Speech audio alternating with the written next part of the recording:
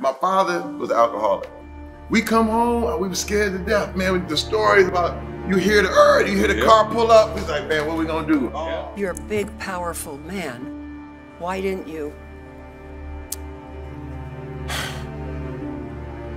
say it as it is? I think it's important. My earliest memory is my father hitting my mother in the face as hard as he could. And I remember seeing her on the floor and then looking at him, this giant of a man who I thought, my God, he says he loves her. What is he gonna do to me? And all I could think,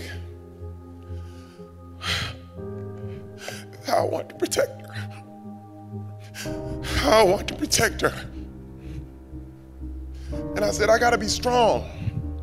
And I gotta get strength.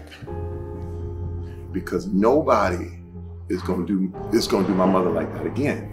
But when I discovered working out, and I went in that gym, I was about 13. I stayed in there and 2 dumbbells and just kept doing it. It was what I wanted because I could control myself. I could control my life. A few years later, this was years later, I took my whole family back from LA to Flint. We call this Christmas from hell. I brought them back, and my girls were smaller then. I told my father, I said, hey, don't act up. So do not get drunk and do not act up. Oh man, I know, I understand this, come on back. So we leave the kids with my parents, my mother, father, and we go out with some friends that we know, and we headed to Detroit, and we're gonna have a good time. I get a phone call.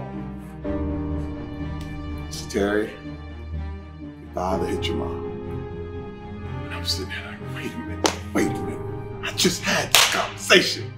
Just had this conversation, man. What are you doing? I got on the phone, I said, okay, I'm a grown ass man now. Now I'm a grown ass man. I'm not 5 anymore. I already know what's up. Get everybody out the house, take them over to our aunt's house. We get to the house, first of all, I tell my mom to go, he knocked her too sideways. Sideways. It's okay, Ma, go over to aunt's house. He's sitting in the bedroom, like, ain't nothing happened. I said, so what's going on? Nothing. I said, didn't I tell you? Didn't I tell you not to act up? Didn't I tell you? Bam! I hit him. And this is the thing. Now, this is what I want everybody to get. I didn't feel better. I didn't feel better. It didn't work. I thought that was all I needed to do. Yeah. And I sat down on the bed. And I just started crying, man. I was just like, it didn't work.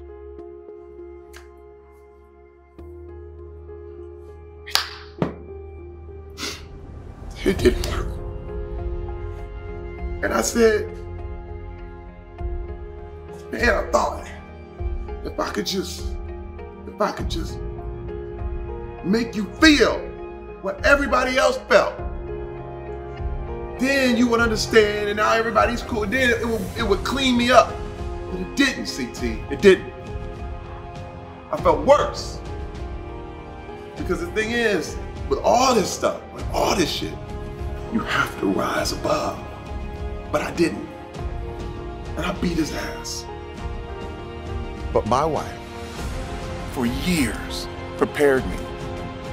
She said, Terry, you cannot handle these kind of things with violence. You can't hit back. Terry Crews testified in front of the Senate Judiciary Committee. Now, it was back in October that Terry admitted that he was assaulted by a Hollywood agent. The assault lasted only minutes, but what he was effectively telling me was that he held the power, that he was in control. I reached my hand out and he takes his right hand and under mine and I'm jump back like, hey! And then he comes back again and grabs me again. And I slap his hand away, push him back more forcefully. I felt nothing but rage. The first reaction was to be violent. And I immediately held back. Why weren't you? You're a big, powerful man. Why didn't you? Say it as it is. I think it's important. My wife, for years, prepared me. She said, if you ever get goaded, if you ever get prodded, if you ever have anyone try to push you into any kind of situation, don't be violent.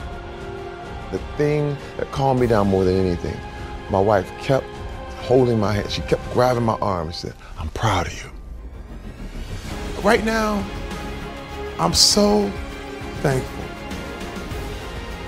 that I went the other way. You can choose the good or choose the bad. You don't have to settle for, well, this is what we did, this is how we are. You didn't come from your parents, you came through them. So you do not have to take the stuff that they have. And, you know, and this is the deal. This is the deal. We have to speak up. We have to speak up. And I learned that strength is not about picking things up and throwing people around and knocking people out. The strength comes from standing up